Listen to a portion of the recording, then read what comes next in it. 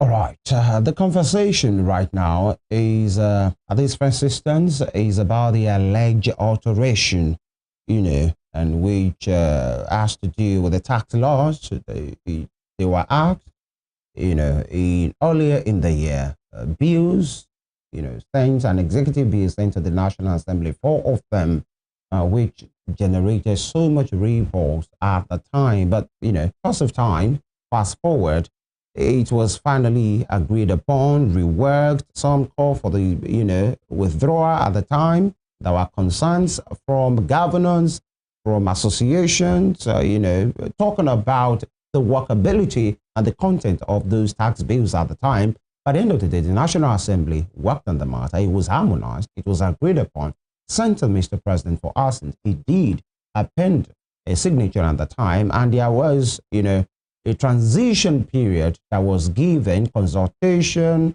orientation, period that was given to make Nigerians to be aware, paperwork and all of those things. So it was proposed to start by the 1st of January 2026. But then many persons have been showing concerns on the matter. And, those concerns became deepened last week over alleged alterations to those tax laws passed by the National Assembly. And after two more lawmakers, raised objections to the Gazetted version, it was reported that a member of the House of Reps, Honorable Abdul Samad Dasuki, PDP Sokoto, on Wednesday, raised a matter of privilege on the floor of the House, alleging discrepancies between the tax laws passed by the National Assembly, that's a harmonized one, and the version subsequently gazetted and made available to the public. It did, arising under Order 6, Rule 2 of the House rules on a point of privilege. These are the issues as well. Other lawmakers, Honorable Muhammad Bello Fage, representing Fage Federal Constituency, Kano, and Honorable Yusuf Shitu Galambi, also warned that discrepancies could undermine constitutional order and further erode public trust in government. And these are the issues that we are going to talk about in this first instance. The legal implication to these, especially the issue of public trust, we are going to analyze it, which has been at its lowest ebb, especially in recent times. Successive governments, some are still expressing, that particular concern as well. And when these has happened, the best we've had is that the House of Reps have said they will constitute a committee to look into this matter, which many analysts, especially legal minds, have said, if it is true, it's a criminal offense and it's an impeachable offense. But if that is true, that will be analyzed, by our guest, a lawyer, law lecturer, and of course, a public affairs analyst. He has joined us this morning, Dr. Misbau Lateef. Thank you for joining us. Good morning, Dr. Lateef. Yeah, good morning, and thank you for inviting me. You're welcome. Thank you. Good morning, Nigerians, and all your viewers all over the world. Yeah. Quickly, Doctor, what's your impression of this, particular development that is sounding very ugly, especially first as a lawyer and a legal practitioner or law lecturer, or firstly as a Nigerian, when these has come up to say, boldly under privileges, a House member rose up and said he was the chairman of a particular committee who sat and part of the harmonization. And of course, on one hand, this is what they sent to the executive, to the president. And then when it was gazetted, he now found and he brought the copies to the House to say there have been alterations, and many of them are not favorable to Nigerians. Your impression? Yeah. Well, the first impression for me, and I think for any truly conscientious person, or even reasonable person for that matter, is to feel really concerned. And of course, I was deeply worried also by those allegations. They are deeply concerning, as I have said. And the first reaction was to wonder if that was truly the case, or some mere speculations or allegations. So yes, it is condemnable if it is the case, but I guess we just have to wait for the outcome of the committee set up by the House of Rep to really see exactly what is the case here. So as they stand now, I mean, they remain mere allegations, even as worthy, as disgusting as they might be. We just, so for me, yes, I hope it is not true. If it is true, it will be highly scandalous. It will be criminal, as many people have already suggested. But I really want to be very cautious here with my criticism, because in our democratic checkered history between 1999 and now in particular, this is I don't think there is any bill, at the National Assembly, not even the PIB, that took almost 13 or 9 years to deliver. I don't think any bill has generated so much controversies, so much public outcry, than this set of tax reform bills. And I don't think any bill of that significance has enjoyed, I would say, fast tracking, if I can use that word, than this law. So this law in particular has been dogged with, I would say, a lot of criticism, a lot of challenges, we know what happened early in the year and even late last year when the bills were first introduced. So yes, in the context of all of this, it will be very, very disappointing if it turns out that these allegations were true. Now, having said that, I want to say that, and you can fast check this, this is not the first time we have seen allegations like this. The earlier one the closest one I can recall was in 2013, even before this president came on board, when there were similar allegations that the appropriation bill were altered. And even before then, there were also the allegation of, because appropriation act are also as much as any law, there were allegations of padding, budget padding. Budget padding as we have had them are not particularly different from the allegation we are hearing now. So it is very disturbing for me that, at that allo chamber, or between that allo chamber and the executive level, we will be having this kind of allegations. The allegations themselves are quite worrisome. They are quite concerning deeply, like I've said earlier. But even at that, I'm aware that we've had some of these occasions in the past. And I understand also from my experience that the distance between the National Assembly, the conveyor belt, if you like, the processes administrative between the National Assembly, the processes between finalizing, the final draft of a bill, the harmonization itself is not always the end. After the harmonization, the bill will still go through some administrative process within the National Assembly before they are transited to the president. So this is, for me, quite some process, and we will just have to wait, like I have said, to really understand what exactly transpired. And you will remember, or you will agree with me, that this is just an allegation. And again, worthy, I'm not trying to, I would say, undermine the significance of the allegations, but these are allegations that arose from only House of Representatives.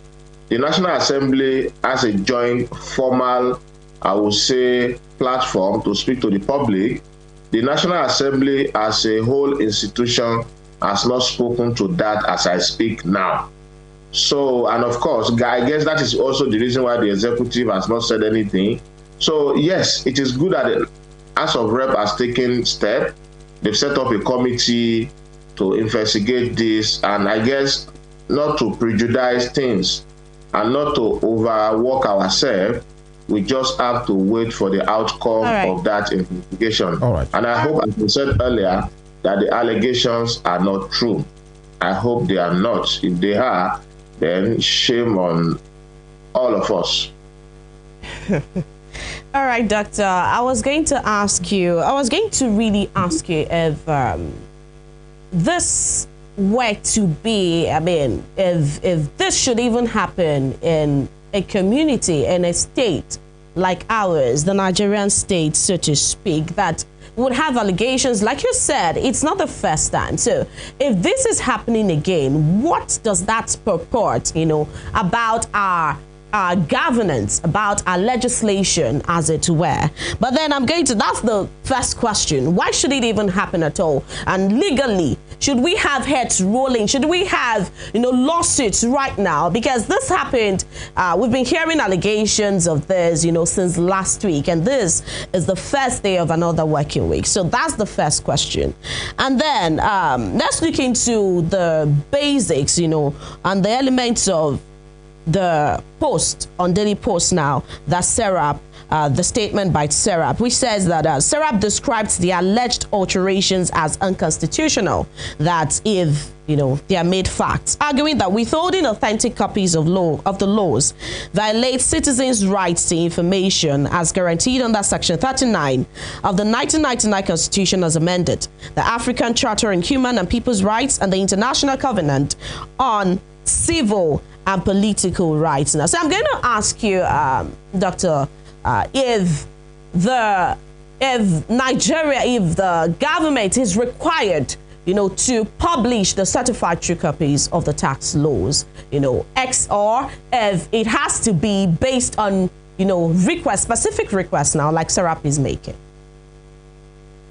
All right, thank you. To the first question, like I've said earlier, that we have these allegations at all is deeply concerning for me.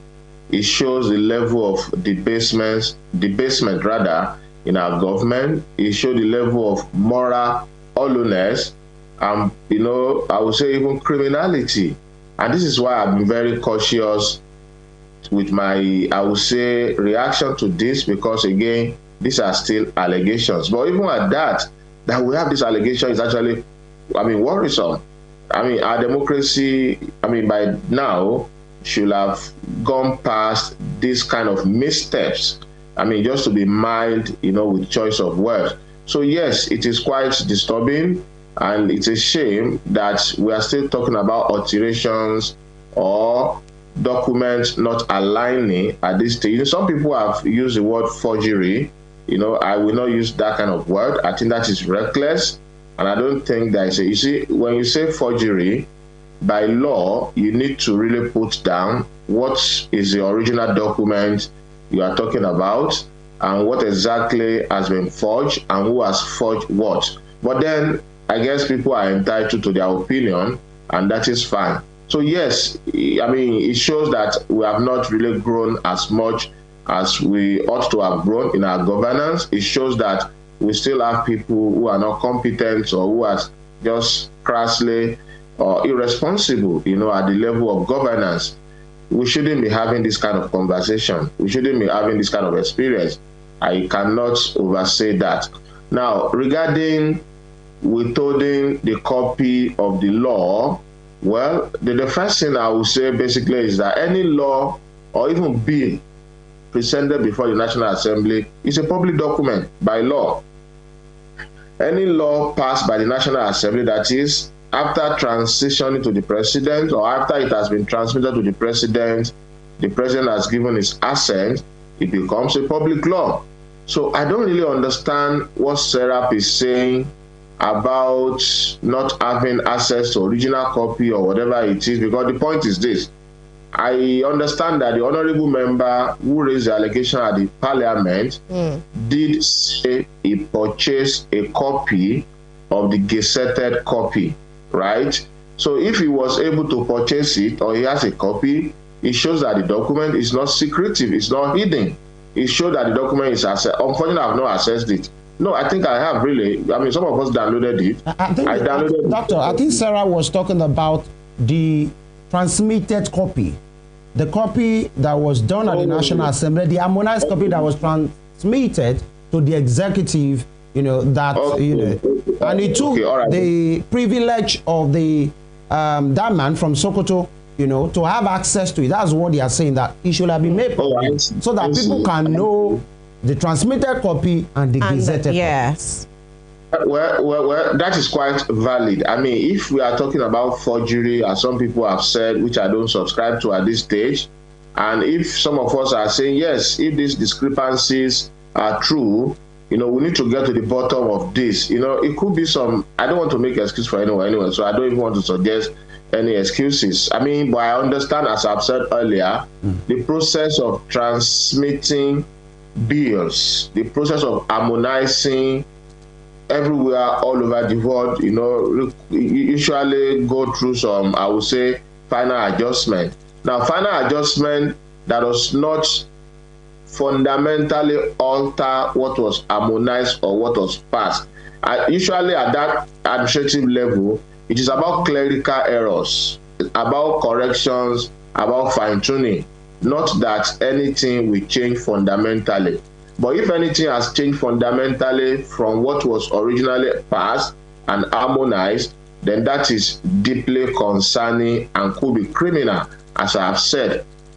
So yes, Serap is right to demand for the original copy of what was sent to the president, and I don't think the National Assembly should actually wait for Serap to file a Freedom of Information request, to grant. The public should have that. But even at that, I don't know. I will check Google maybe after this meeting. That copy, I'm not sure if that copy is not already online. The copy, remember the way, these documents are usually uploaded from time to time by some person. But whatever it is anyway, we need the official copy, because whatever copy in the public that is not official could actually be easily dismissed. So yes, people are entitled to have access to the copy that was sent to the president. That's something we call answered, in parliamentary practices. That is, sometimes you may need to go into the actual record, the debates of the parliamentarian or member of legislature to really understand what went on, during the passage of a law or even the debate and all of those things. So yes, Serap or whoever, anyone from the public under the Freedom of Information Act is entitled to those original documents, and people should have access to them. Okay, this is where, and this is also helpful to the government, so people can on their own verify, what is in the gazetted copy, what was actually sent to the presidency. So these are things that we should ordinarily not even be debating. They are given. Yeah. So they are not things. It should be a public document, of course. They actually are. Yeah. Actually, by law, they are public documents. Yeah. They are not confidential. They are not guided by what we call the Official Secret Act. Okay. So Doctor, now, with these allegations, of course, we've still like 3-4 House members reiterate, confirm that position. And of course, politically inclined persons ordinarily, expectedly, will comment on the matter. And some of them have been calling for the suspension of these laws, because it's supposed to take effect, in less than 11-12 days, January 1, 2026, to say, let's see these to the end. Now, some of them is Vice President, former Vice President Atiku Abubakar, the Labour Party presidential candidate in the last election, P2B, some civil society organizations. They are calling for the suspension of the implementation of the laws because it is because of this that is happening. And some of them are even saying, do we even need these at this time? Ordinary persons are even saying, oh, do you want to tax hunger? Do you want to tax poverty? And all of those things. But then the presidency has reacted. And these laws, therefore, the Nigeria Tax Act, the Nigeria Tax Administration Act, the Nigerian Revenue Service, that we change FIRS to Nigeria Revenue Service, and the General Revenue Board, all operating under a single authority, the Nigerian Revenue Service. Now, the federal government has said the reforms are designed to simplify tax compliance, expand the tax base, eliminate overlapping taxes, and modernize revenue collection across federal, state, and local government, talking in support of these laws.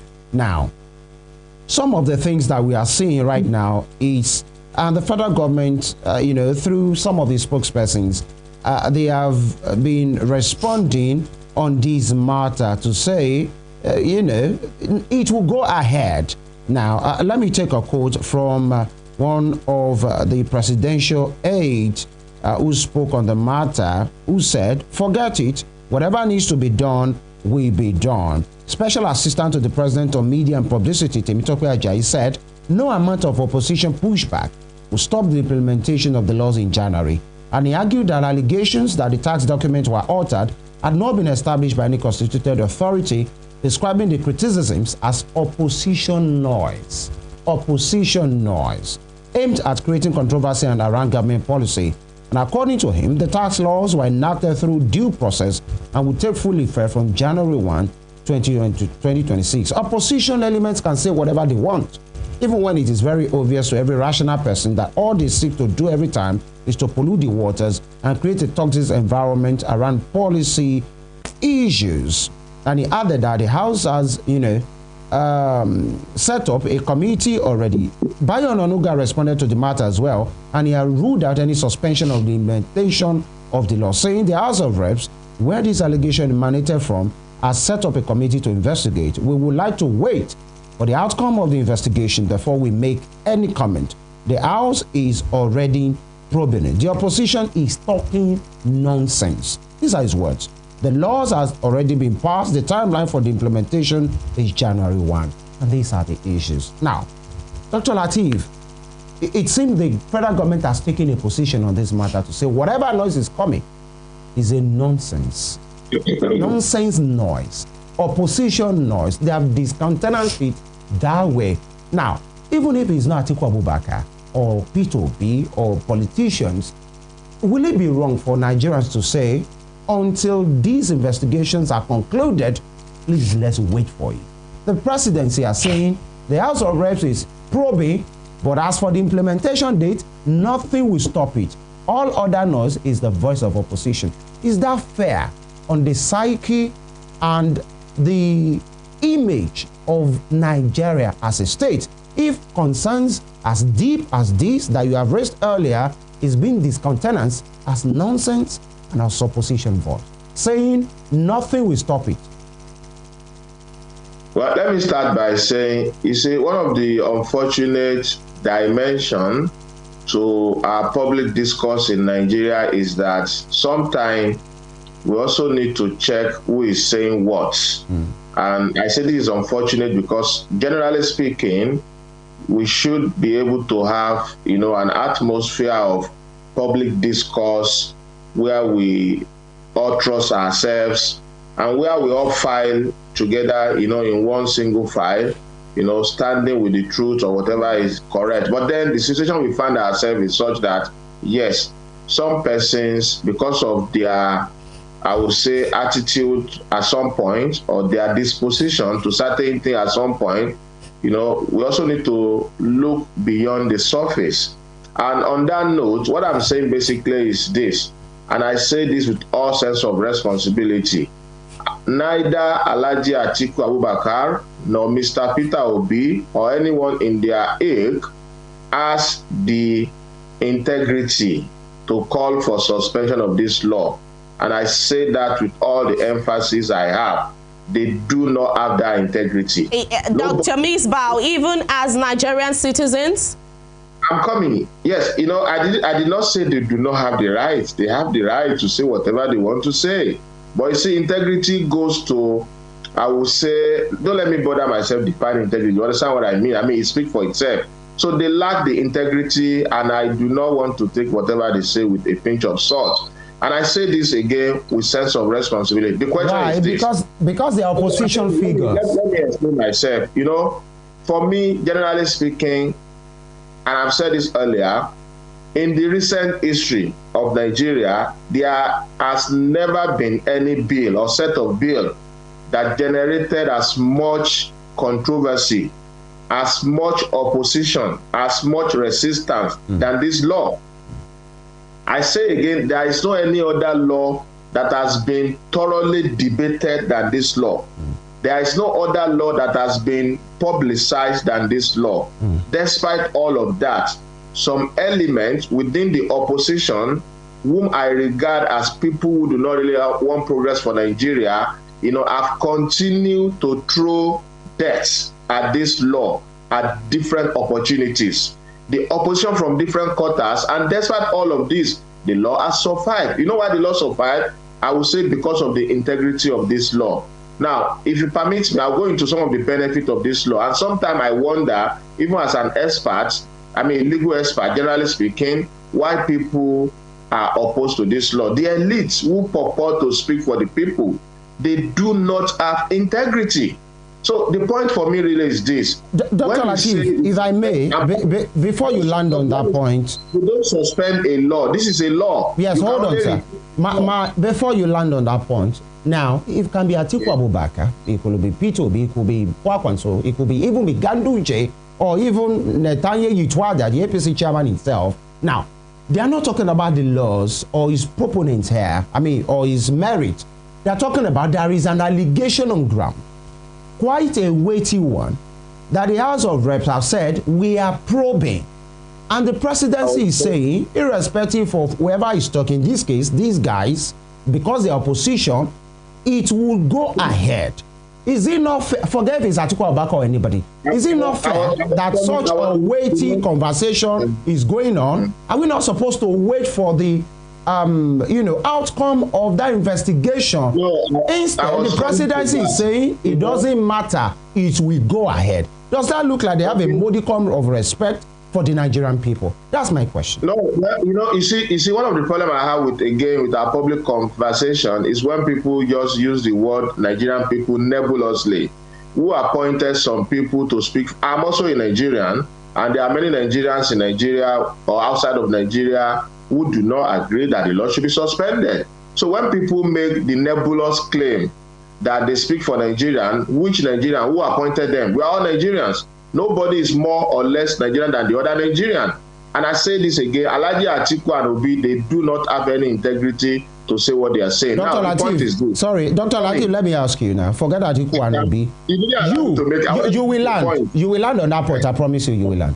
Okay. As a Nigerian, from me, Femi Ojo, and talk back to you, there is an allegation. Why to wait? Okay. It is being probed. Shouldn't you, I'm asking you as Dr. Lateef, a law lecturer and a Nigerian, shouldn't we wait for the outcome of these laws before the presidency will say, of the probe rather, for the president to say, irrespective of what we go on, it must go ahead, even if probing is being done? Will it not be better for the integrity of the same administration for them to come out and the House of Reps to come out and say, nothing is missing? Nigerians see the harmonized copy, see the gazetted copy, nothing is missing. Don't you think it will help the Tinubu administration more than saying, irrespective of what is going on, we are going ahead with this? It's easier to say that if you do not consider the context in which this is coming. And this is why, from what I've said so far... No, I'm asking you now as Dr. Lateef. Okay, so what's the context? Let's have it. Okay, based on what I know of the history of this bill that eventually became law, I do not think the right thing at this time is to suspend the law. Now, let me add a technical point to that for you. You don't actually suspend a law. The president does not have the power to suspend a law. The president, there's something we call regularity under law.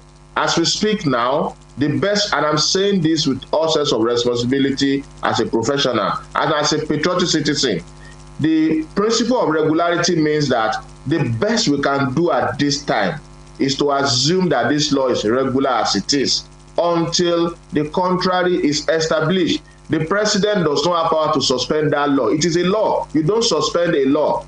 Only the National Assembly or a court of law can set aside it. If you say some people can go to court, yes, I would say people have a right to go to court if they think they can get the court to stop it. And even at that, the court will not just go ahead and say, I want to suspend a law. You will have to really establish your locus and why the court should suspend a law. So a National Assembly can repeal a law that was previously passed. In this law, there is a time set for commencement. That time, nobody, not the president of Nigeria, not the National Assembly, not any allegation, can unilaterally use any instrument of law to suspend that law. You cannot do that. And that is the point. And this is why some of the people who weigh in on this issue, with due respect to them, they are ignorant and some are deliberately mischievous. So yes, going by the issue of this law, as I know it, the right thing at this time is not to suspend it. This is not an allegation coming from the National Assembly as an entity.